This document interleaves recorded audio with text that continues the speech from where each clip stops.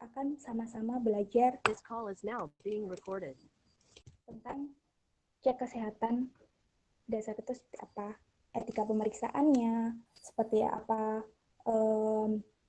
penanganan dan perlakuannya, tanda-tanda vital itu apa aja gitu.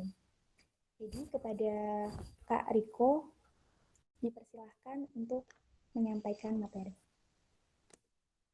Oke, thank you. Ayu ya namanya? Iya Kak. Thank you. Bentar ya.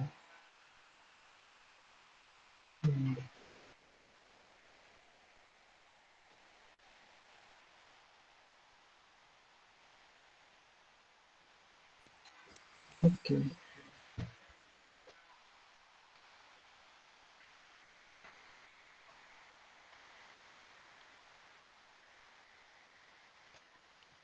Oke, muncul nggak slide-nya? Muncul Kak. Oke, malam semuanya. Oke, malam ini kita akan belajar sedikit ya tentang pengecekan kesehatan berdasarkan tanda vital. Nah, kenalan dikit dulu. Nama saya Hendriko Hermawan, lahir di Jakarta, 14 Januari 96. Jadi nggak beda jauh kayak sama kalian umurnya. Terus riwayat pendidikan saya baru lulus kedokteran tahun ini di Universitas Kristen Tridha Wacana Jakarta. Terus kalau semasa sekolah saya banyak menghabiskan waktu di SMA Katolik Sang Timur. Terus selama kuliah saya juga ikut organisasi. Salah satunya itu adalah saya pernah jadi ketua Badan Legislatif Universitas tahun 2017. Nah, kita masuk materinya ya. Kalau agak cepat maaf ya, soalnya materinya memang agak singkat gitu. Soalnya banyak dijelasin aja sih. Oke, selanjutnya. Nah, sebelum kita melakukan pemeriksaan, kita harus tahu dulu sebenarnya etika itu seperti apa sih ketika kalian mau melakukan pemeriksaan terhadap seseorang. Yang pertama adalah kalian harus perkenalkan diri dulu. Misalnya nama kalian siapa, atau kalau misalnya kalian nggak bisa ucapin salam sama sekali, nggak bisa kenalan, paling nggak kalian sampaikan salam, misalnya selamat pagi, selamat siang, selamat malam, kayak gitu. Yang kedua adalah kalian jelaskan pemeriksaan apa sih yang kalian mau lakukan pada saat itu. Misalnya kalian mau melakukan pemeriksaan tensi, kalian jelasin, Bapak, Ibu, saya akan melakukan pemeriksaan tensi ya. Nanti saat pemeriksaan, saya akan memasang handset pada lengan Bapak atau lengan Ibu. Nanti mungkin akan terasa tidak nyaman karena akan sakit ketika di tensi, tapi itu normal. Jadi itu adalah bagian dari pemeriksaan. Yang berikutnya adalah jelaskan tujuannya. Misalnya kalian mau melakukan pemeriksaan tensi. Kalian jelaskan apa sih tujuan pemeriksaan tensi itu, untuk mengetahui tensinya. Kenapa harus tensi diperiksa? Karena itu merupakan paling penting dalam pemeriksaan tanda vital. Yang paling terakhir dan paling penting itu sebenarnya adalah jangan ragu saat melakukan pemeriksaan. Ketika kalian ragu adalah pemeriksaan atau kalian bingung melakukan suatu tindakan saat memeriksa, itu otomatis orang yang diperiksa itu akan kayak ragu sama kalian. Kayak, oh ini orang beneran bisa nggak sih? Ini orang beneran mampu nggak sih ngelakuin ini gitu loh. Jadi walaupun kalian baru pertama kali melakukan suatu pemeriksaan, misalnya ngambil darah, itu ya pede aja. Walaupun kalian takut atau kalian nggak pede, tapi harus kelihatan siap gitu. Jadi casingnya udah kelihatan siap, kalau hatinya nggak siap nggak masalah. Yang penting luarnya dulu kelihatan siap dilihat sama orang yang diperiksa. Nah, berikutnya apa aja sih yang termasuk dalam tanda vital? Yang pertama adalah tekanan darah. Yang kedua adalah frekuensi nadi dan juga frekuensi nafas. Biasanya frekuensi nadi dan frekuensi nafas ini dalam pemeriksaan tanda vital itu akan dilakukan pemeriksaan secara simultan atau bersamaan. Yang berikutnya adalah pemeriksaan suhu. Yang berikutnya mungkin kalian mungkin baru pertama kali dengar atau sudah pernah dengar, terutama saat pandemi kayak gini, di tengah COVID-19 ini, itu adalah saturasi oksigen. Ini merupakan tanda-tanda vital yang umum atau harus diperiksa. Tapi kalau kalian di rumah sakit, itu bisa juga ditambahkan ke dalam tanda vitalnya adalah tingkat kesadaran dan juga tingkat nyeri. Tapi kita akan bahas secara fokus pada 5 bagian ini. Nah, berikutnya adalah mengenai tekanan darah yang pertama kita bahas. Nah, tekanan darah sendiri bisa diukur dengan ada 2 cara. Yang pertama adalah secara digital, yang paling gampang, karena tinggal pencet. Yang kedua adalah menggunakan sphygmomanometer. Sphygmomanometer ini merupakan yang kalau kalian pernah ke rumah sakit itu yang pakai raksa atau yang pakai jarum. Nah, itu yang manual, yang sphygmomanometer. Nah, penggunaan sphygmomanometer ini itu perlu latihan dan perlu untuk dipelajari dengan baik gitu untuk menghasilkan pemeriksaan yang baik. Sedangkan kalau digital, selama pemasangan manset kalian benar, itu otomatis akan pengukurannya akan baik hasilnya.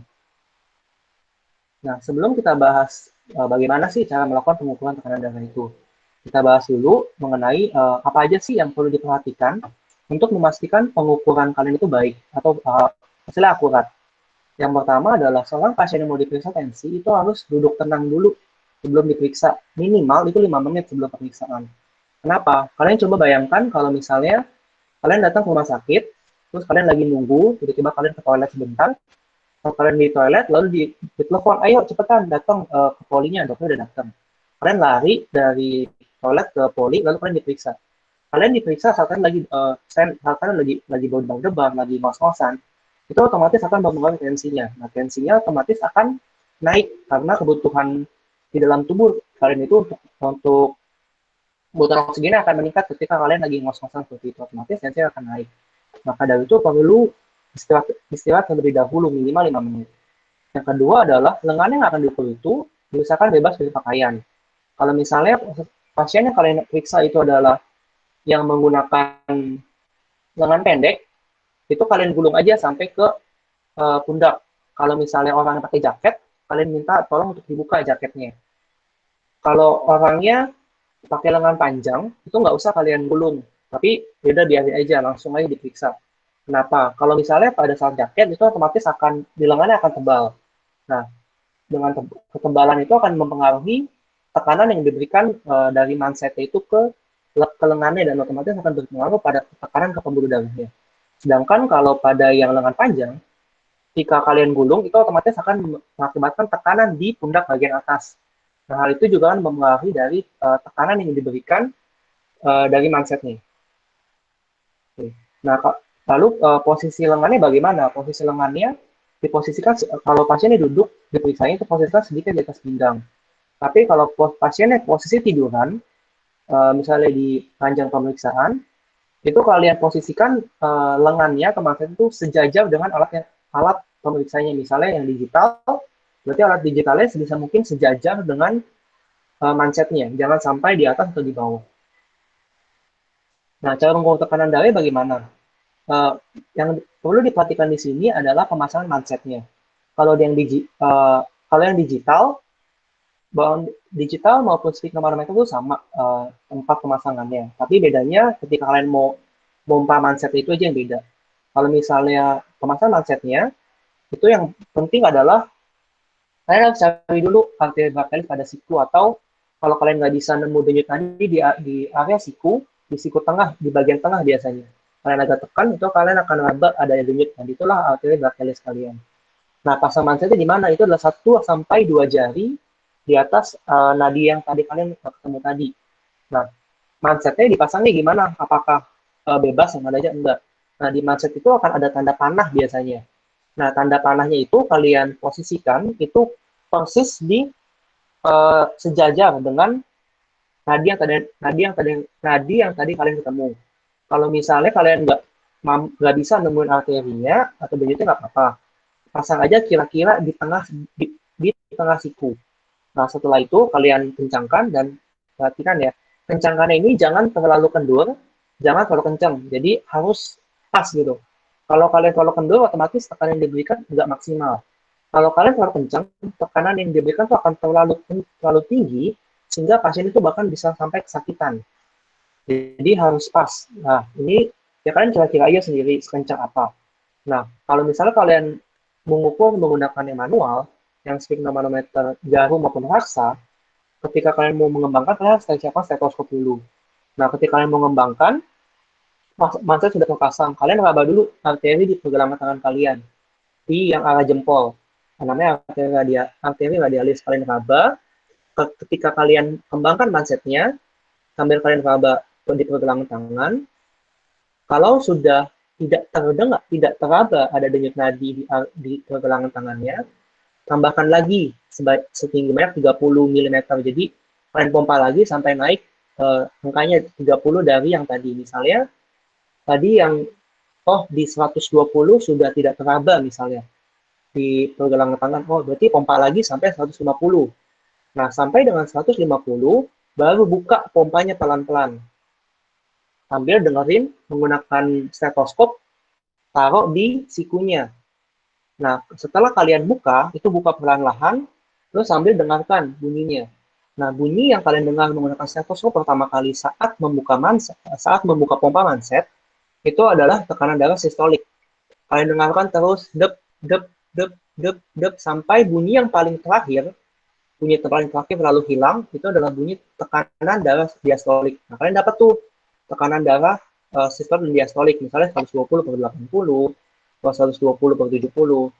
Nah, tapi penggunaan sphygmomanometer manual ini yang jarum maupun raksa ini perlu latihan memang. Nggak langsung ketika kalian coba pertama kali, oh langsung kedengeran gitu kan. Ada juga yang orang baru pertama kali latihan, kayak saya juga dulu sama, waktu pertama kali latihan tuh nggak dengar apa-apa rasanya. Oh ternyata stetoskopnya belum dibuka. Jadi stetoskop itu kan ada dua sisi lah. Ada yang dibuka sampai ditutup. Kalau mau dengar harus ditutup stetoskopnya. Nah itu ada yang nggak kedengeran. Atau ada yang salah pasang mansetnya terlalu kencang sampai ketika dipompa tuh sakit rasanya temennya yang hipertensi. Atau terlalu kendor. Jadinya bahkan nggak bisa naik sama sekali pompanya. Atau ketika kalian pompa mansetnya, pompanya itu kan ada putarannya. Kalian putar untuk tutup dan buka untuk dibuka kan. Ada yang pompa tapi nggak dikunci dulu pompanya, otomatis ya nggak akan bisa ngembang mansetnya. Jadi yang manual ini perlu latihan. Tapi kalau udah bisa, lebih enak dibanding yang digital. Kenapa? Kalau yang digital itu kadang bergantung merek sama bergantung eh, teknologi di alatnya gitu loh. Kadang ada alat yang bagus, kadang ada alat yang juga kayak agak meragukan gitu. Tapi hasilnya nggak beda jauh memang dengan pengukuran manual.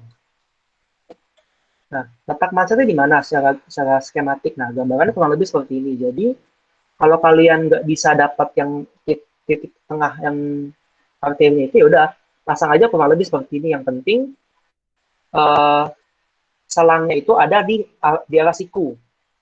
Jangan sampai di arah belakang atau di samping kayak gitu. Jadi kalau nggak bisa ya udah kurang lebih gambaran seperti ini. Nah berikutnya kita lanjut tentang gimana sih tekanan darah itu nilai normalnya. Nah nilai normal ini sebenarnya ada banyak guideline. Ada GNC, ada GNC 7, GNC 8, ada AHA dari Amerika. Tapi yang umum dipakai ini adalah GNC 7 atau yang dikeluarkan kalau nggak salah tahun 2005. Nah ini adalah klasifikasi yang sering kalian dengar. Jadi tekanan darah yang normal itu adalah di bawah 120 sampai dengan tekanan darah sistolik di bawah 120 dan tekanan darah diastolik di bawah 80. Untuk dikatakan darah tinggi atau hipertensi itu adalah jika tekanan darah sistolik lebih dari 140 dan atau tekanan darah diastolik di atas 90. Jadi ini atau ya. Jadi bisa aja tekanan darah sistolik itu normal misalnya 130. Tapi tekanan darah diastolik itu 90. Nah, kita bisa bilang aja ini adalah sebuah hipertensi, tapi belum secara definitif dikatakan darah tinggi. Jadi sebisa mungkin ini keduanya yang naik. Lalu untuk tekanan hipertensi grade 2 itu adalah di atas 160.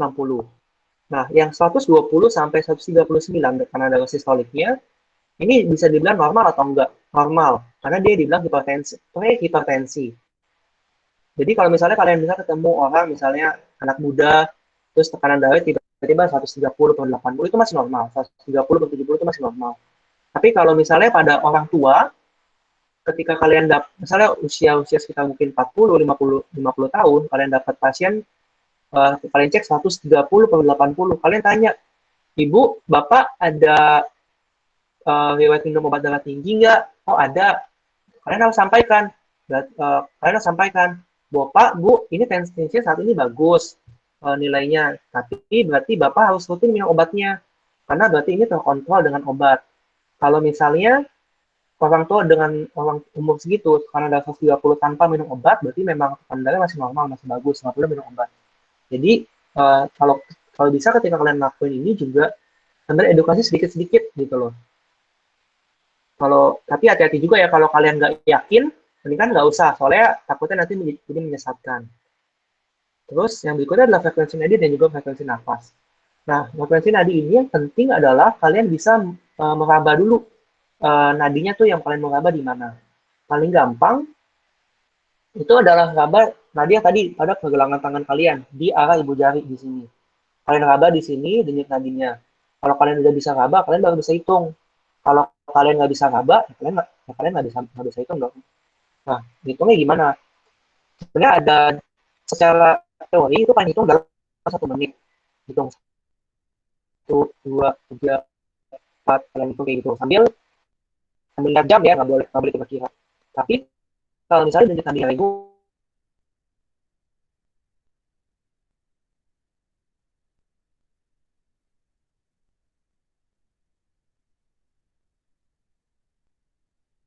frekuensi nafas. Nah, frekuensi nafas ini biasanya dilakukan bersamaan atau secara simultan dengan pemeriksaan nadi. Nah, pemeriksaan ini dilakukan dengan cara memperhatikan pergerakan dada yang kalian periksa atau pasiennya selama 1 menit. Tapi biasanya kalau kalian bakti sosial atau misalnya kalian melakukan pengecekan kayak di misalnya kalian kayak CFD, kayak Car Free Day, kalian buka tenda tensi, kalian buka pemeriksaan kesehatan gratis itu biasanya jarang dilakuin pemeriksaan frekuensi nafas. Frekuensi nadi pun jarang. Biasanya tensi dan cek gula darah aja biasanya. Karena kalau frekuensi nafas ini, kalau kalian lakukan sambil duduk, itu rasanya nggak membuat pasien nggak nyaman. Soalnya kan kalian periksa nadi, terus kalian perhatiin pergerakan dadanya pasien gitu loh. Atau dada sama pundaknya lah dia ngeliatin gitu. Ya pasiennya merasa risih, ini orang ngeliatin apa ya, kok ngeliatin ke situ, maksudnya kenapa nggak ngeliat mukanya, nggak ngeliat wajahnya gitu, kenapa ngeliatnya ke bawah, itu rasanya nggak akan membuat pasien nyaman, makanya jangan lakuin. Tapi kalau kalian posisi tidur, pasiennya, kan dia nggak tahu kalian ngeliat apa, kalian pura-pura sambil ngeliat raba nadinya, kalian lihat ke depan, ngeliat jam, tapi sambil ngeliat nadi, pegang nadi, ngeliat jam tangan sambil ngitung nadi, sambil ngeliatin pergerakan dadanya. Kan dia nggak akan merasa bahwa oh gue lagi diliatin nih, dada gue nggak lagi diliatin, dia lagi ngitung nadi gue yang di tangan kayak gitu. Jadi ini jarang sih dilakuin, tapi ya kalian bisa lah, ini gampang kok. Yang berikutnya ada pemeriksaan suhu. Nah ini yang lagi sering dilakuin nih, pemeriksaan suhu kalian kemanapun udah periksa suhu pakai yang termogan kayak gitu. Nah, secara teori dari buku ajar pemeriksaan fisik, itu bagian tubuh yang digunakan untuk diperiksa itu nggak semua sebenarnya. Itu ada oral, rektum, atau anus, oral itu mulut, tuh membran timpani atau di telinga, sama yang paling umum tuh di aksila atau di ketiak. Nah, pemeriksaan ini sebenarnya suhu mana sih yang paling bagus? Sebenarnya suhu yang paling bagus itu adalah suhu rektal atau suhu rektum. Karena suhu rektum ini sendiri secara teori itu bisa sampai 0,5 derajat lebih tinggi daripada suhu oral. Sedangkan suhu oral sendiri itu bisa lebih tinggi 1 derajat Celcius dibandingkan suhu aksila. Tapi pengukuran suhu dari rektum maupun rektum atau anus atau dan juga oral atau mulut ini jangan dilakukan. Kenapa? Karena kalau kalian pakai termo kayak gini misalnya, terus kalian masukin ke anus kalian gitu kan, rasanya nggak akan nyaman gitu. Dan saya sendiri di waktu di rumah sakit itu hampir nggak pernah periksa pasien suhu di rektum ataupun oral. Jadi biasanya di ketiak aja periksanya. Atau yang paling sering dilakukan sekarang dan paling cepat dan juga hasilnya memuaskan, itu adalah pemeriksaan menggunakan di membran timpani atau di telinga. Nah, ini kenapa? Karena alatnya itu kan fungsi alatnya sama seperti yang termogan yang di dahi itu. Dia pakai menggunakan infrared. Otomatis hasilnya akan lebih cepat dan hasilnya lebih hasilnya itu lebih akurat dan juga hasilnya akurat. Jadi ini karena lebih cepat dan akurat, otomatis ini akan lebih dipilih. Nah, biasanya tuh propnya seperti ini. Ini bukan promosi ya. Jadi misalnya alat kayak gini, ini kan bisa dibuka, terus ini itu dimasukkan ke telinga. Ketika masukin telinga, tinggal pencet, tunggu sebentar, dia bunyi, dapat hasilnya sekian. Kayak gitu. Jadi ini biasanya yang paling cepat sih. Nah, kenapa dibilang suhu membran ini lebih cepat karena aman dan dapat diandalkan? kalian coba misalnya bayangin, kalian mau cek, kalian punya adik ini kecil, umur setahun atau berapa bulan gitu, dia demam. Kalian pengen tahu nih suhunya berapa. Kalian pakai yang ini, yang raksa misalnya. Kalian pakai raksa taruh ketiak. Itu udah meganginnya setengah mati, terus belum ketika udah rasanya, oh udah nih, udah kayaknya udah. Begitu kalian keluarin ternyata belum. Eh, Kalau yang pakai digital, yang sila yang digital pun itu masih perlu waktu. Tapi kalau kalian pakai kayak gini, itu colokin, kalian colokin ke telinganya, kalian pencet, klik, nggak nyampe 10 detik itu udah ketahuan hasilnya. Karena saya pernah ngalami sendiri waktu di rumah sakit. Jadi ada pasien bayi datang, dia demam, karena kebetulan waktu itu di rumah sakit adanya cuma yang raksa, dicek, lama nih sampai hampir 2 menit kita pegangin, nggak ketahuan. Terus teman saya yang punya alat ini tiba-tiba datang kan, dia baru baru selesai makan. Saya pinjem, cek, nggak nyampe 10 detik, dapat hasilnya, ternyata demam hampir 39 lebih. Itu kan menghemat waktu sekian menit untuk periksa suhu doang gitu. Jadi kenapa lebih diandalkan? Nah, kenapa yang di screening itu pakai juga yang kurang lebih prinsipnya sama seperti itu, karena lebih lebih gampang, lebih cepat, lebih aman, karena kan non kontak. Tapi kalau yang telinga itu mau nggak mau kontak. Ini biasanya kalau di rumah sakit itu akan setelah satu pasien itu akan langsung dibersihkan pakai pakai alcohol shock, yang bagian untuk masuk ke telinga. Jadi aman kok untuk uh, kebersihannya. Nah, selanjutnya ini adalah saturasi oksigen. Ini sebenarnya jarang sih dilakuin kalau misalnya kalian bakti sosial atau kayak buka tenda tensi gitu, itu jarang dilakuin sebenarnya. Tapi ini termasuk dalam tanda vital, dan untuk keadaan pandemi sekarang ini perlu tahu sih saturasi oksigen itu apa sih sebenarnya. Nah, saturasi oksigen itu sebenarnya adalah kemampuan darah kalian untuk atau kadar kemampuan darah kalian untuk membawa oksigen itu berapa persen sih. Nah, yang bagus itu adalah nanti ada di belakang hasilnya. Nah, saturasi oksigen ini penting kok. Kenapa? Karena kalau misalnya saturasi oksigennya rendah, itu berarti menggambarkan seseorang tuh lagi kekurangan oksigen, dan dia berarti ada gangguan perfusi jaringan atau gangguan pertukaran oksigen di tingkat jaringan. Itu bahayanya apa? Nanti misalnya bisa pasiennya sesak, bisa kekurangan oksigen. Kalian bayangin aja kalau misalnya seseorang, tubuh kita ini itu kan gimana jelasinnya ya? Pokoknya tubuh kita itu perlu oksigen. Sel-sel kita pun butuh oksigen untuk melakukan metabolismenya. Bayangkan kalau misalnya tubuh kita kekurangan oksigen, otomatis semuanya nggak bisa mengolah untuk makanan, semua nggak bisa bekerja secara baik. Itulah kenapa saturasi oksigen ini penting untuk diketahui. Nah, cara pengukurannya pun gampang banget sebenarnya. Nah, tinggal masukin jari kalian ke dalam kayak gini alatnya. Ini namanya pulse oximetry. Kalian tinggal masukin doang jari kalian, terus tinggal pencet, terus tinggal tunggu hasilnya. Nanti keluar hasilnya, udah. Itu semudah itu hasilnya. Nih, udah keluar hasilnya. Semudah itu hasilnya.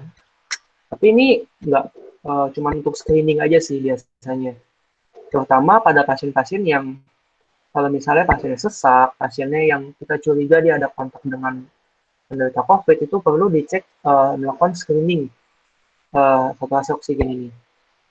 Nah, nilai normalnya berapa sih? Jadi nilai normal itu adalah 95% sampai 100% untuk saturasi oksigennya.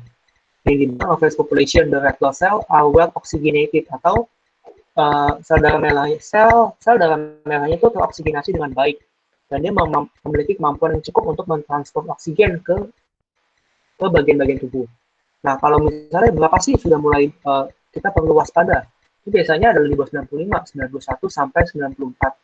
Ini perlu monitoring ketat. Tapi pada pasien-pasien misalnya dengan dia punya riwayat asma, dia ada gangguan paru, itu mungkin aja pasiennya nggak sesak, tapi ternyata saturasi oksigennya 92. Itu bisa aja. Nah, tapi pada keadaan pandemi seperti ini dengan COVID-19, kalau misalnya kalian punya di rumah alat seperti ini bukan harus beli ya untuk kalian screening, enggak. Kalau misalnya kalian di keluarga kalian ada yang di keluarga besar kalian ada yang terkontak positif nih atau udah positif COVID, kalian boleh aja punya untuk screening di rumah untuk merasa tenang lah untuk tahu bahwa ini situasi aman. Kalau saturasi di atas 95%, itu insya Allah atau puji Tuhan, semoga itu baik hasilnya. Kalau misalnya di bawah, ya udah, kalian nggak usah panik. Selama kalian nggak ada gejala yang macam-macam, langsung aja berobat. Karena diobatin sedini mungkin itu adalah hal yang terbaik. Atau terdiagnosis sedini mungkin dari COVID-19 itu adalah hal yang terbaik. Jangan nunggu-nunggu. Nah, misalnya kalian ada gejala-gejala kayak gitu. Ini agak melenceng, maaf ya. Sekalian biar edukasi aja. Nah itu ya kita bahas tentang pengambilan darah. Nah, pengambilan darah sendiri ini ada dua cara. Yang pertama adalah darah vena. Biasanya kalau darah vena ini dilakukan oleh tenaga medis biasanya, yang menggunakan peralatan potong, misalnya menggunakan jarum suntik, harus ada kantong darahnya pun ada pengencer darahnya supaya darahnya itu tetap bisa digunakan untuk pemeriksaan. Jadi nggak bisa di sembarang tempat untuk melakukan pengambilan darah vena. Nah, yang biasa umum dilakukan adalah darah kapiler yang di jari, yang pakai jarum kecil kayak gini nih. Pasti kalian pernah lihat deh, jarum kayak gini tuh biasanya yang buat cek gula darah. Biasanya kalau kalian nggak ada hipertensi atau baksos yang untuk cek gula darah gratis, cek kolesterol tuh biasanya pakai yang kayak gitu. Nah, terus pengambilan darah ini gimana sih caranya? Pertama, kalian harus siapkan dulu alat-alatnya untuk melakukan pemeriksaan. Pertama, lancet darah dan alkohol swab, dan biasanya ada pen pen jarum nih ya biasanya, itu untuk memudahkan kalian dan menghindari kalian kontak dengan darah. Yang berikutnya adalah lokasi dan tempat pengambilan. Yang pertama pada orang dewasa biasanya dilakukan dari jari 2 sampai 4. Jari 2 dan 4 itu adalah jari telunjuk, jari tengah, dan jari manis. Kenapa nggak dilakukan di jari jempol dan uh, juga kelingking? Kalau kelingking itu terlalu kecil, sedangkan kalau jempol itu nanti ketika kalian habis swab atau habis tusuk, itu perlu dikompresi.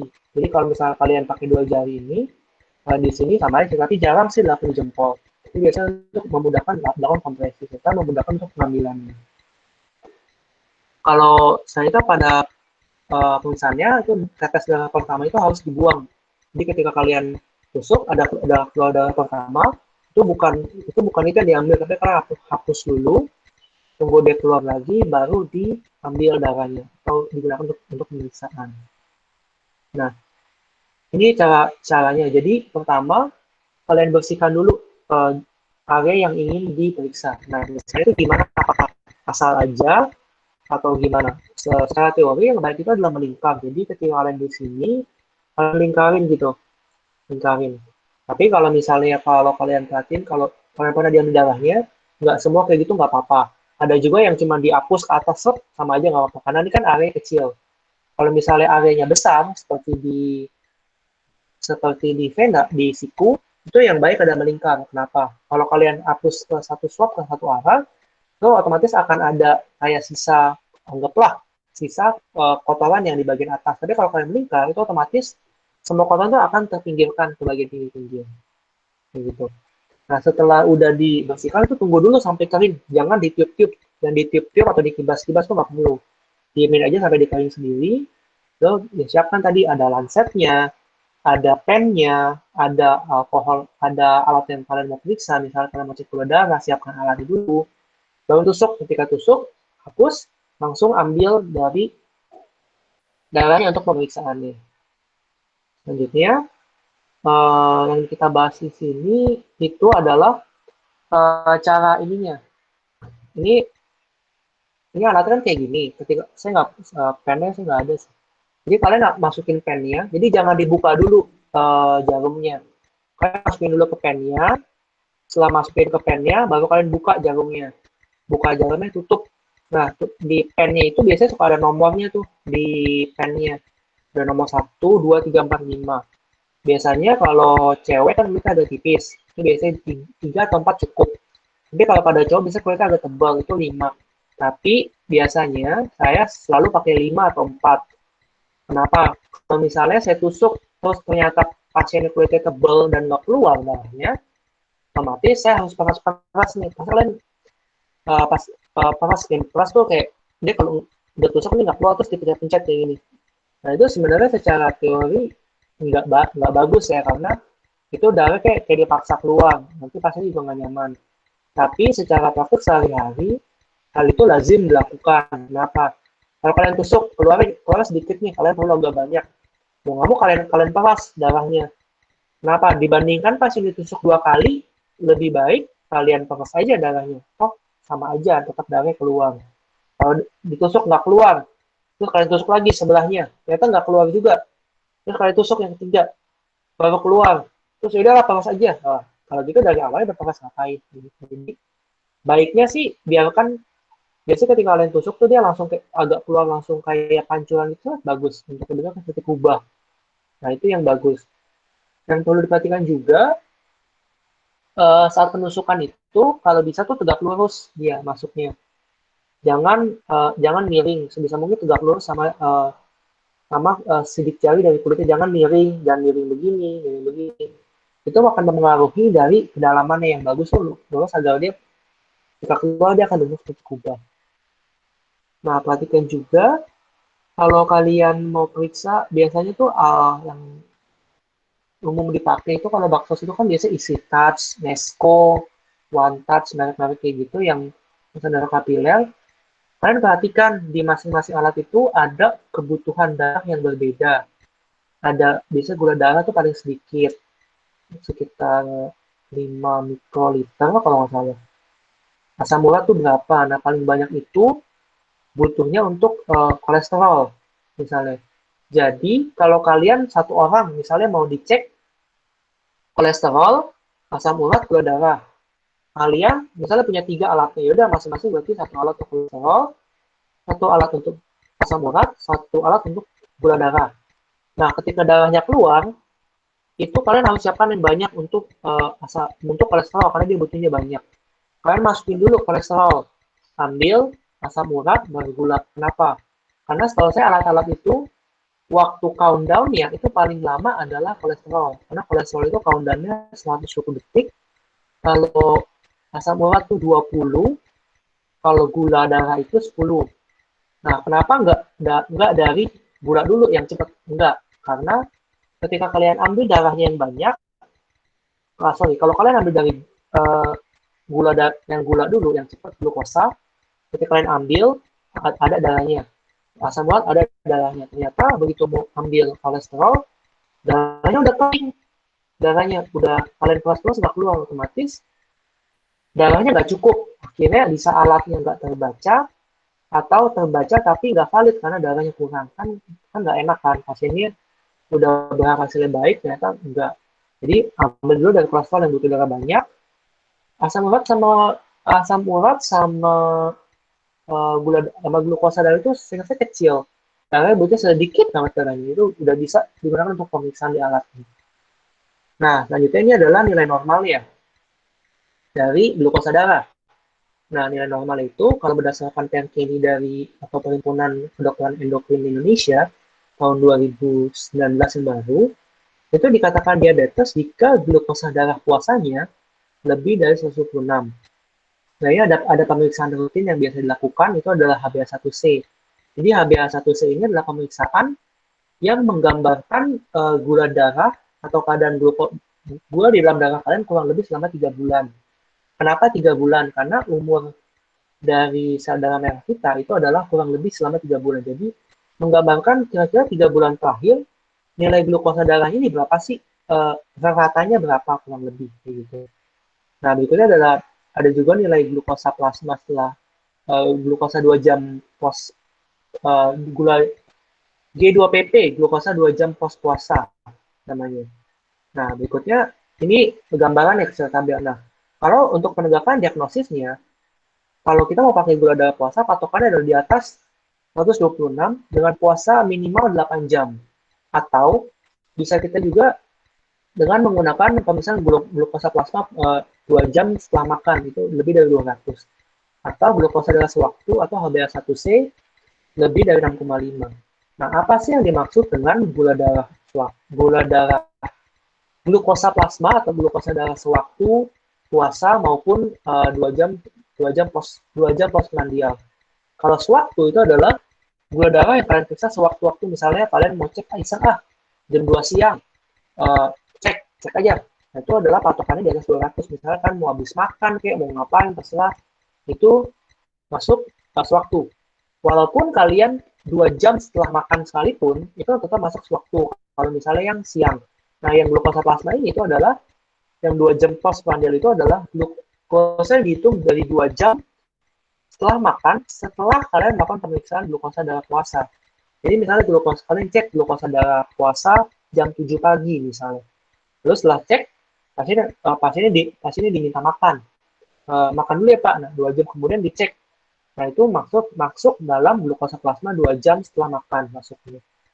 Nah, glukosa darah puasa ini gimana sih? Kalau kita mau tahu, seseorang yang dicek darahnya itu adalah termasuk dalam glukosa darah puasa. Kalau misalnya di lab udah jelas, dibilang, Pak, puasa ya 8 jam atau sekian jam. Tapi kalau kalian baksos kayak gitu, kalian nggak tahu nih, pasiennya puasa apa enggak gitu kan. Kalian tanya aja pasiennya, Pak, Bapak pagi ini udah makan minum belum?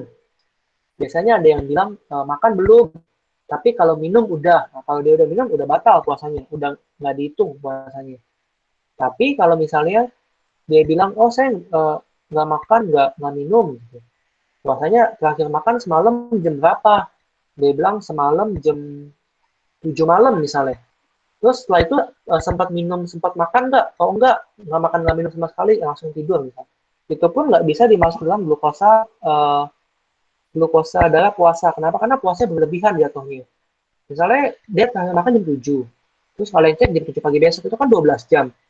Itu yang baik itu adalah puasa sekitar 8 sampai 10 jam. Kalau lebih dari itu hasilnya udah nggak valid. Kenapa? Karena orang yang puasa berlebihan itu otomatis tubuhnya akan memproduksi atau memecah cadangan-cadangan gula. Nah, itu otomatis akan naik lagi hasilnya. Jadi, yang dicek itu akhirnya bukan gula darah puasanya, tapi gula darah puasa yang sudah terkompensasi atau sudah ditangani lah keadaan lapar oleh tubuh. Jadi, baiknya 8 sampai 10 jam.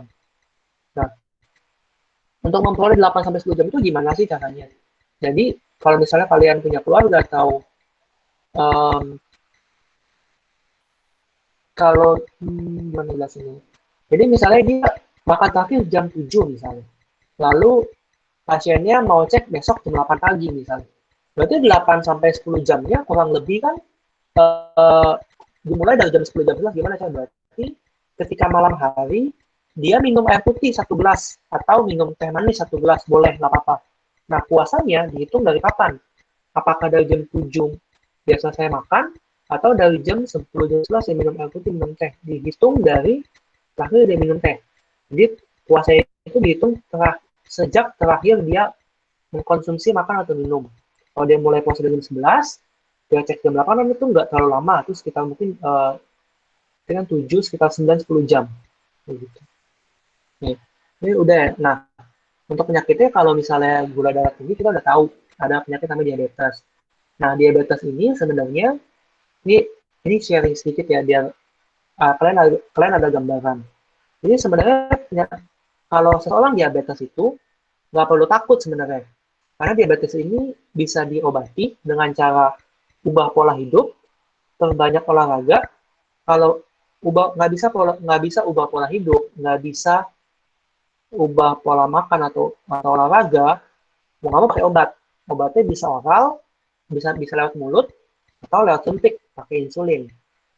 Kalau misalnya pasiennya cukup dengan dia ubah pola makan di olahraga udah baik, gula darahnya atau glukosa darah puasanya yang biasa digunakan untuk monitoring atau pemantauan udah cukup, nggak masalah, perlu obat. Tapi umumnya orang Indonesia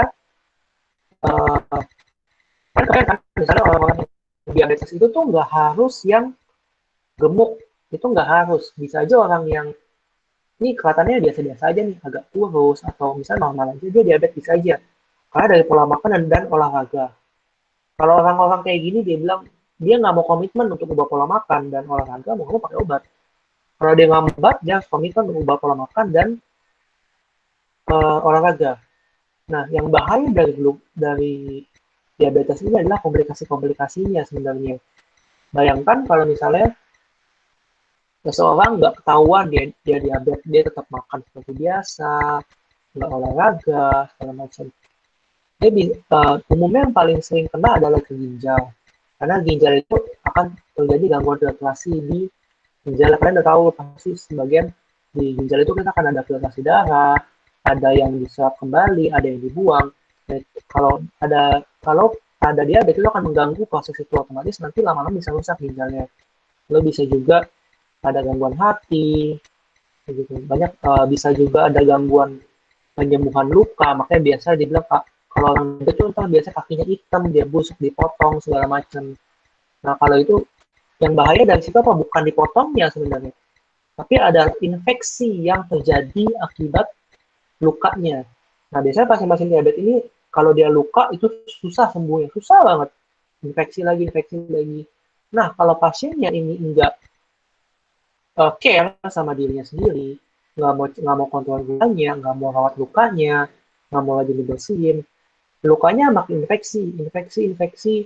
Aturan cuma setitik, lukanya di ujung jari, lama-lama naik ke di ujung jari jadi satu jari. Terus nggak mau diobatin, lama-lama satu tangan. Dari satu tangan, satu lengan bawah, ke lengan atas, satu tangan. Kayak gitu. Jadi lama-lama tuh rusak semutnya. Kalau bayangin aja orang kayak gitu, infeksi kan bisa menyebar. Kan di dalam darah, nanti infeksi bisa kemana-mana. Nah, itu yang bahaya dari diabetes. Jadi kalau selama diabetesnya atau gula darah terkontrol baik dengan target-target terapinya, itu pasti baik hasilnya. Tapi kalau orang yang punya diabetes tapi nggak mau care, nggak mau kontrol dengan kesehatannya, nggak mau peduli, dan nggak mau dengar orang-orang di sekitar yang peduli sama dia, ya susah untuk ngobatinnya. Karena kembali lagi, semua penyakit kembali ke pasiennya. Kalau dia mau sembuh, bisa sembuh. Kalau dianya nggak mau berjuang, nggak mau care, ya susah. Gitu. Selanjutnya adalah yang kita akan bahas kolesterol. Nah, kolesterol ini sebenarnya ini banyak kolesterol itu. Ada yang namanya kolesterol total, kolesterol HDL, kolesterol LDL, dan juga trigliserid. Tapi yang biasa kalian cek kalau misalnya kalian pakai alat yang kecil itu yang kayak EasyCal segala macam, itu yang dicek adalah kolesterol total sebenarnya, bukan HDL, LDL ataupun trigliserid. Nah, nilai normal berapa? Kalau misalnya kolesterol itu nilai normal di bawah 200. Sedangkan HDL dan LDL ini kan biasanya ada yang dibilang kolesterol baik, kolesterol jahat. Mana sih yang kolesterol jahat, mana kolesterol baik? Kolesterol baik itu adalah HDL yang high density lipoprotein. Itu di atas 40 nilai normalnya. Jadi semakin tinggi HDL itu semakin bagus karena dia bersifat protektif pada tubuh. Sedangkan yang kolesterol jahat itu adalah LDL yang low density. Itu di nilainya normal dan bagus itu udah di bawah 100. Kalau misalnya udah naik, nah itu udah ada suatu pola makan yang salah. Nah, kalau trigliserid itu normalnya di bawah 150. Nah, kolesterol ini bahayanya di mana sih sebenarnya? Jadi, kolesterol ini tubuh itu perlu kolesterol. Bukan yang melulu kita harus hindari, enggak. Tubuh tetap perlu, tapi dalam kadar yang cukup. Sedangkan kalau misalnya kelebihan itu nggak bagus. Nah, kelebihannya menyebabkan apa? Nah, kolesterol ini itu bisa mengalami penumpukan di pembuluh darah. Jadi kayak bisa mengakibatkan sumbatan-sumbatan. Nah, kalau kalau dia sudah menumpuk, nah bahayanya adalah pembuluh darah itu dia bisa tersumbat. Nah, kalau dia tersumbat, otomatis darah nggak akan bisa lewat di situ. Otomatis dia akan lama-lama yang di ujungnya itu akan mati, nggak dapat darah, nggak dapat oksigen, nggak dapat nutrisi. Nah, selain itu banyak kalau dia nggak nyumbat pun, ketika dia ada sumbatan, misalnya ada plak-plak gitu loh. Lalu plaknya lepas nih, ada yang copot, ada yang luka. Nah, luka ini itu akan makanya ada inflamasi atau peradangan di area sekitar situ. Nah, peradangannya itu akan mengakibatkan terjadinya penyumbatan yang lebih cepat lagi. Nah, itulah yang bahaya dari kolesterol ini. Oke, itu aja. Thank you waktunya, semoga bermanfaat semuanya. Terima kasih Kak Riko atas pemaparan materinya. Buat teman-teman yang ingin bertanya, silahkan dibuka 3 pertanyaan terlebih dahulu. Oke, dari Agatha, Teknik Lingkungan, persilahkan open mic. Oke. Halo, dokter. Makasih ya Yuk kesempatan bertanyanya. Sebenarnya aku pengen nanya di bagian tadi cek suhu sih, kan kalau sekarang itu di mana-mana lagi pakai dicek suhu pakai termogan gitu kan ya. Tapi itu biasanya kan itu di suhu itu kan di dahi gitu termogannya. Tapi aku nemu di beberapa tempat yang cek suhunya itu di tangan gitu, kayak di pergelangan tangan. Atau mungkin kayak di beberapa tempat ya bagian tangan gitulah pokoknya. Nah aku tuh penasaran sebenarnya apakah bisa di tangan itu dicek suhunya atau gimana gitu loh, dan gitu sih. Masih penjelasannya aja dah. Makasih. Oke. Ini langsung jawab atau gimana? Boleh langsung jawab dulu aja, Kak. Oh iya. Jadi, kalau pertanyaannya bisa atau enggak, bisa. Karena ada hasilnya kan. Tapi kalau ditanya akurat atau enggak. Jadi, suhu itu yang terbaik itu adalah pokoknya bagian tubuh kalian yang istilahnya apa ya? Tertutup lah dari dunia luar. Misalnya kan kayak tadi yang kita bahas, mulut, anus, lipat ketiak, sama telinga. Itu kan daerah-daerah yang tertutup, yang terlindung lah. Dia minimal kontak sama dunia luar. Nah, sebenarnya kalau tangan sama dahi, itu sebenarnya sama-sama aja sama-sama kontak dari sama-sama terekspos. Tapi kenapa kepala itu lebih direkomendasikan? Karena kepala itu lebih dekat sama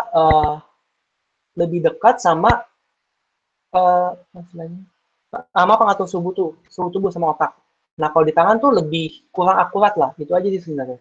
Jadi kayak kalau ditanya bisa ya bisa dicek, karena kan tetap ada hasilnya. Saya pun di beberapa tempat juga ngalamin kayak ini kok diceknya tangan ya udahlah ikut aja lah. Karena yang ngecek tuh kalau saya cuma mikirnya gini, hasilnya tuh pasti nggak valid juga, mau kepala ataupun tangan sekalipun itu sama-sama aja hasilnya. Tapi kalau saya ngeliatnya ya udahlah dia kerja, terus kalau dia tangan tuh kalian perhatiin deh, satpamnya kalau kalian dia cek tangan, dia tuh nggak perlu bangun, kayak duduknya itu tit gitu kan. Tapi kalau dia cek kepala, itu dia harus bangun. Saya pikir udahlah meringankan kerja dia aja.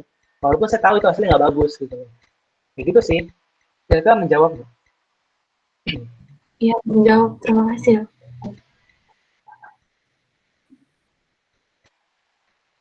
Oke, selanjutnya.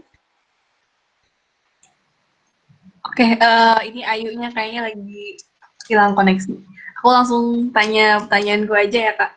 Eko. Ada 2 pertanyaan sebenarnya. Jadi aku tuh beberapa kali kan pakai sphygmomanometer kan. Nah, tuh apa ya? Kayak susah banget gitu. Mungkin kayak apa ya? Ada tips-tips and trick kayak gitu nggak? Terus gimana cara makanya gitu? Mungkin kayak ada tips-tips apa gitu.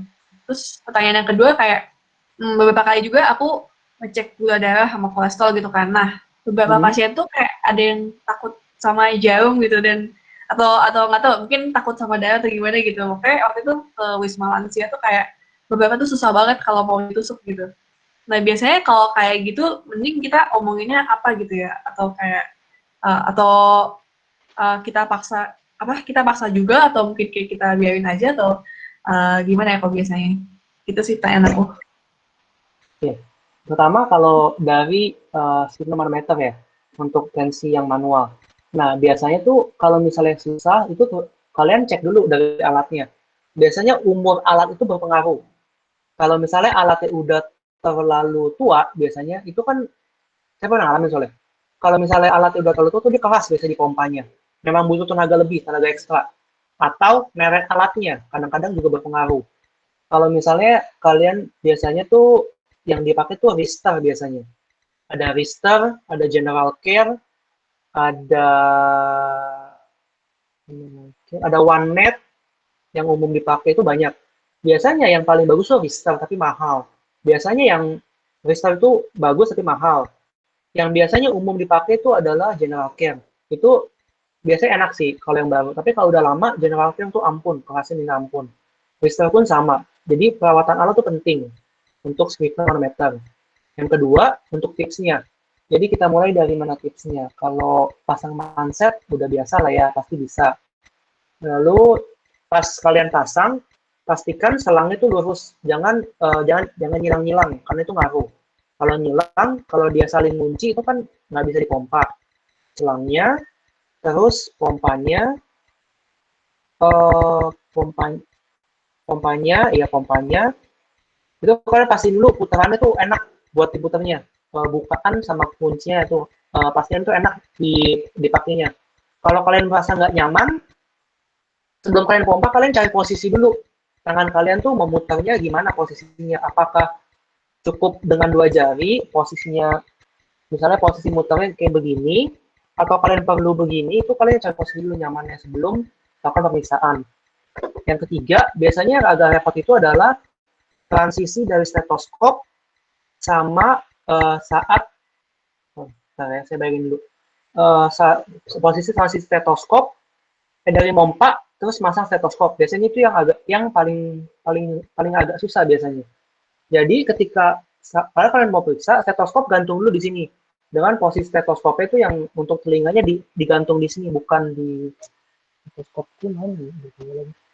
Jadi bukan dikalungin gitu, tapi dipasang gitu loh stetoskop. Jadi membrannya di bawah. Nah, ketika sambil pegang nadi, terus stetoskopnya taruhnya di bawah sini nggak apa-apa. Lalu kalian kunci, pompa, udah sampai naik kan, terus begitu udah lepas, begitu udah nggak kedengeran nadi di jari, di pergelangan tangan, langsung lepas.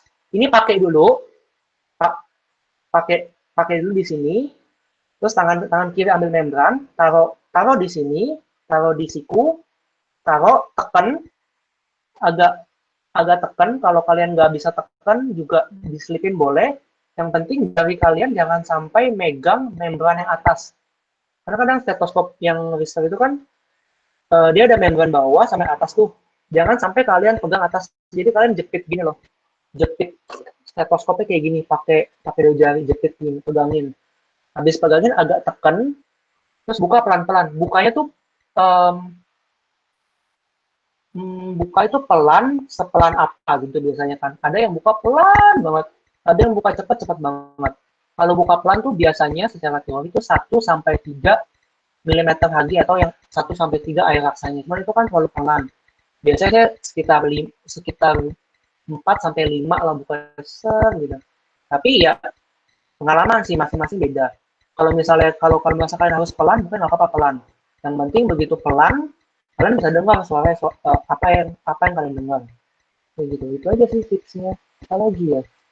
Oh, sama pastiin kuncinya tuh bagus. Kadang ada yang udah dol. Jadi begitu kalian kunci tuh nggak ada mentoknya, atau ada pompa yang kuncinya itu kalau keras. Jadi begitu kalian kunci itu harus agak ditekan. Jadi sampai kadang-kadang tuh kalian nggak bisa pakai satu tangan. Jadi tangan kanan kalian megangin pompa, tangan kiri kalian buka kayak gitu. Jadi harus full. Itu kan nggak mungkin kalian buka satu jari ini kan di tangan.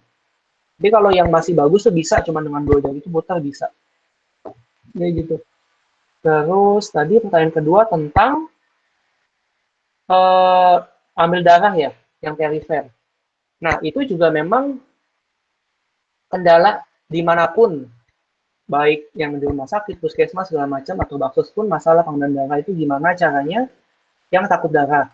Sebenarnya ada beberapa tips, misalnya kalau yang mau ngambil darah nih, misalnya dia ketakutan, terus dia diledekin sama, misalnya kalian baksos ke remaja-remaja gitu. Dia diledekin sama teman-teman nih, oh berarti teman-teman yang ngeledekin itu suruh minggir dulu, suruh usir dulu, supaya yang si pasien itu sendiri. Kalau dia masih takut, kalian ajak ngobrol dulu. Tapi kalian sambil pegang jarinya dan pegang jarumnya. Jadi kalian ajak ngobrol dulu. Kalau misalnya kira-kira dia tetap fokus ke jarinya, teman kalian yang di sebelahnya ajak ngobrol supaya muka dia teralihkan dari jarinya. Ini misalnya berdua nih, misalnya Sandra yang mau nusuk misalnya, terus Ayu yang di sebelahnya. Sambil udah gak ngobrol, pasiennya masih ngeliatin jarinya, dia pelototin, takut ditusuk. Sambil lepas dulu jarinya, terus Ayu ajak ngobrol, sambil pegang lagi jarinya. Tapi jarumnya jangan di standby ya, ditaruh aja. Terus ketika durasi ngobrol sama Ayu, sambil ambil jarumnya tusuk, langsung secepat mungkin tusuknya. Ambil tusuk set, langsung ambil. Kan dia kaget. Tapi begitu di darahnya keluar, dia tenang kayak oh udah ditusuk ya. Nah, tapi problemnya adalah kalau pasien itu takut darah, itu yang luar biasa susah memang. Ada kan orang yang begitu ngeliat darah tuh panik. Kalau dia cuma takut ditusuk itu selesai urusannya di situ. Kalau dia takut darah, kalian berdoa aja supaya dia nggak pingsan. Karena atau misalnya ya udah dengan nggak bisa sama sekali banyak resiko kan. Jadi tanya dulu pasien itu takut yang mana. Kalau dia takut jarum bisa diakalin. Kalau dia fobia darah, mendingan jangan. Kalau dia nggak ada fobia darah, tusuk aja.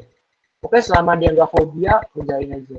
Karena kalau ada fobia itu panjang urusannya tadi, bisa ada muncul paniknya, cemas, itu bisa repot lah ibaratnya. Kalau dia ada fobia, itu kalau nggak ada fobia, kerjain aja. Kan kayak gitu. Itu sih salah satu tipsnya. Terus bisa diapain lagi ya pasien ini? Yang jelas nggak bisa dipaksa sih. Kalau dipaksa itu malah bahaya, takutnya kalian salah tusuk jadi. Jangan. Kalau gitu ya udah sih itu aja. Diajak ngobrol sih biasanya. Yang paling gampang dilakuin. Itu sih. Oke, siap. Makasih.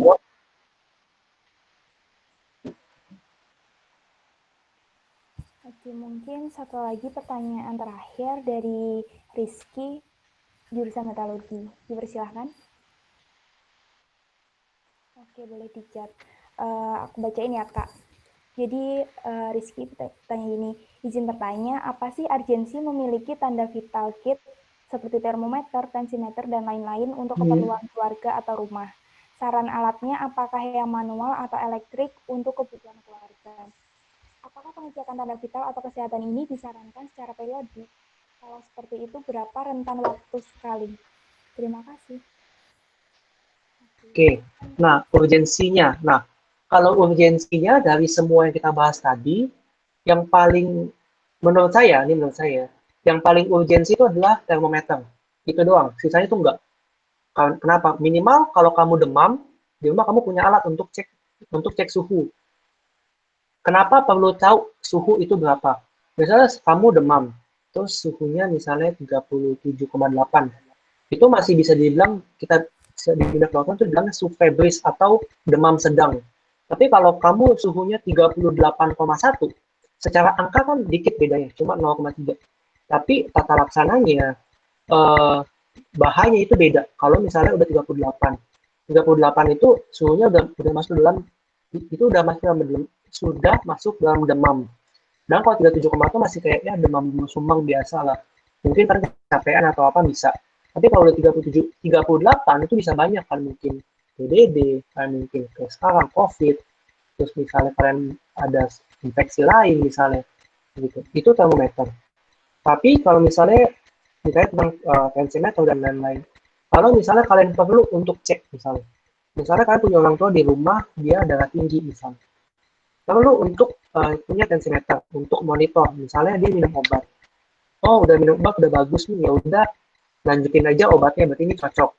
Kalau misalnya tiba-tiba kok naik lagi ya tensinya ya, sebelumnya bagus naik, oh ini kenapa, apakah lagi stres, apakah lagi ada kurang tidur, lagi banyak kerjaan atau apa, atau obatnya nggak cocok. Nah itu di situ urgensinya kalau tensimeter. Atau misalnya pada kasus-kasus yang amit-amit ya, misalnya kalian ada orang berkunjung ke rumah terus tiba-tiba pingsan atau apa. Nah, kalian bisa cek tensinya dengan alat kalian. Kalau tensi tinggi, oh berarti ini orang ada darah tinggi, jangan-jangan pingsan karena darah tinggi. Atau misalnya tensi ternyata rendah karena dia misalnya lemes atau kurang makan, kurang segala macam, kurang makan, kurang minum, kurang istirahat, tensi drop, makanya dia pingsan. Itu urgensinya. Jadi urgensinya lebih ke kalau misalnya kalian ada orang yang pakai di rumah, misalnya orang tua kalian. Kalau saturasi oksigen itu sebenarnya menurut saya itu sangat nggak urgen sih, kecuali kalian merasa bahwa di saat kayak gini perlu punya untuk cek. Tapi cek pun kayak yang tadi saya bilang, alatnya itu cuma 2 detik, 3 detik keluar hasil. Terus mau kalian cek tiap hari, kalau emang kalian normal ya normal terus gitu loh. Jadi ya buat apa? Tapi kalau memang kalian merasa perlu, misalnya kalian banyak aktivitas keluar, kalian banyak kontak dengan orang yang orang baru kenal atau orang-orang yang mungkin banyak aktivitas keluar, pokoknya banyak kontak dengan orang yang jarang kalian ketemu lah, ya boleh aja punya, tapi nggak urgent sih, nggak wajib. Sama juga dengan alat cek gula darah, kolesterol. Kalau kalian di rumah kalian ada yang perlu cek, boleh punya untuk cek rutin. Karena kenapa nggak urgent? Pertama, alat itu nggak murah. Sekitar alatnya aja ya, itu 150 ribuan atau 250 ribu tergantung merek. Terus kalau itu kan perlu ada jarumnya, perlu ada alkoholnya, perlu ada stripnya, itu kan harus beli. Kalau misalnya kalian nggak rutin pakai, sayang, alatnya mahal. Refillnya tuh ada jangka waktunya, ketika dibuka itu 2 bulan harus habis. Itu kan sayang kalau kalian punya tapi jangan pakai. Terus pengecekan tanda vital secara periodik. Sebenarnya kalau untuk secara periodik itu tanda vital paling tensi sih, paling nggak 3 bulan sekali. Kalau yang lain kalian mau cek tiap hari pun nggak masalah. Tapi kalau kita di rumah sakit, pengecekan tanda vital itu rutin 1-3 kali. Karena untuk memonitor misalnya perubahan gimana, suhunya seperti apa, tensi. Kalau pasien darah tinggi, tensi itu turunnya seperti apa, tahapnya. Itu kalau di rumah sakit. Kalau kalian yang sehat, nggak perlu rutin. Kalau untuk gula darah sama kolesterol, kalau kalian sehat nggak ada apa-apa nih, itu nggak perlu rutin cek. Kalian mau cek kapan aja boleh. Tapi kalau ada orang yang punya sakit, kalau gula itu sebisa mungkin sebulan sekali. Kalau kolesterol 3 bulan sekali. Terus iya, gula darah sebulan sekali minimal untuk dimonitor, monitor naik turunnya. Kolesterol itu paling nggak 3 bulan sekali. Udah itu aja. Itu aja. Ya, udah menjawab. Ya, sama-sama, Rizky. Oke, terima Ada kasih lagi? jawabannya. Sepertinya cukup, Kak.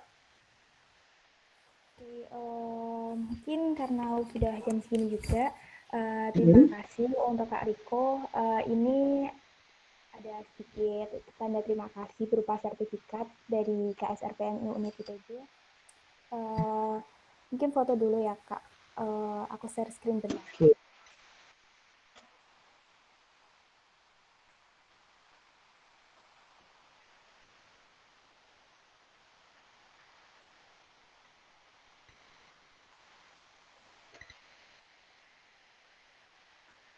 Udah muncul. Boleh foto formal dulu, Kak. Terserah kalau Format gimana? gaya juga. Terserah sih, kalau mau gaya juga nggak apa-apa. Mau foto dulu di foto. Foto formal tuh maksudnya nggak usah bergaya kan maksudnya kan? Maksudnya foto biasa aja kan? Iya, foto biasa. Oke kan? 1, 2, 3. Terima kasih, Kak. Oke, sama-sama. Semoga bermanfaat ya ilmunya. Oh, mungkin Kalian tuh perlu mungkin teman-teman di sini bisa open cam dulu, mungkin kita bikin sesi dokumentasi dulu bersama gitu. Oke, Kita teman-teman. foto bersama dulu mungkin. kalian tuh sering baksos gitu ya atau apa sih? Lumayan sih.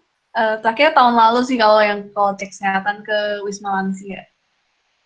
Oh iya iya. Bagus bagus.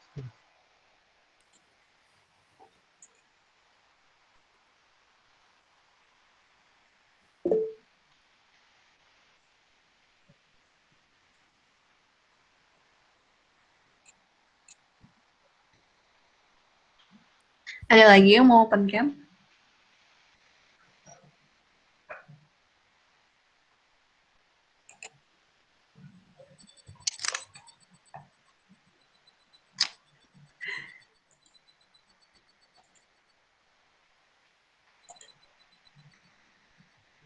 Ditunggu sampai jam 21.07 ya, Kak.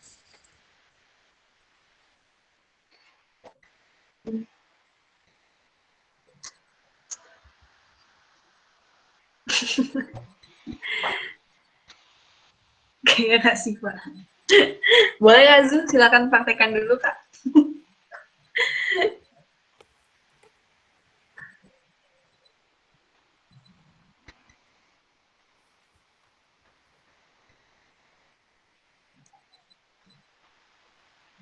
Dan dalam on cam berapa ya, Kak? Di punya aku nggak ini soalnya. Ini ketuanya siapa di sini? Ketua. Komandan KSR, Kak. Sandra, Kak Sandra. Kak Sandra, Kak. Oh, Sandra, bosnya. Oke. Iya, betul. Oh, istilahnya komandan. Oke, keren juga. Iya, istilahnya pakai komandan. Lanjutkan Oke, kalau udah. yang udah serius. Gimana kuliah dari rumah, bosan ya? Apa ya? Nggak enak aja sih. Selalu Mana enak? malah gampang Enak terdistraksi. tau. Iya, banyak distraksi. Enak tau kuliah dari rumah. Bisa Sambil direkam. tidur, sambil makan. Iya kan? Enak tau. Oke, ini kita langsung foto aja ya. Boleh, Kak. Oke. Aku foto ya. 1, 2, 3, cheese. Oke, mantap. Sekali lagi ya. 1, 2, 3, cheese. Oke, mantap. Thank you, guys. Terima kasih, Kak. Oke, sekali lagi kami ucapkan terima kasih kepada Kak Riko atas segala materinya, atas segala ilmu yang diberikan. Dan untuk mengakhiri acara pada ini, sebaiknya karena kita awali dengan berdoa, mari kita tutup juga dengan berdoa. Berdoa sesuai keyakinan dan kepercayaan masing-masing, dipersilakan.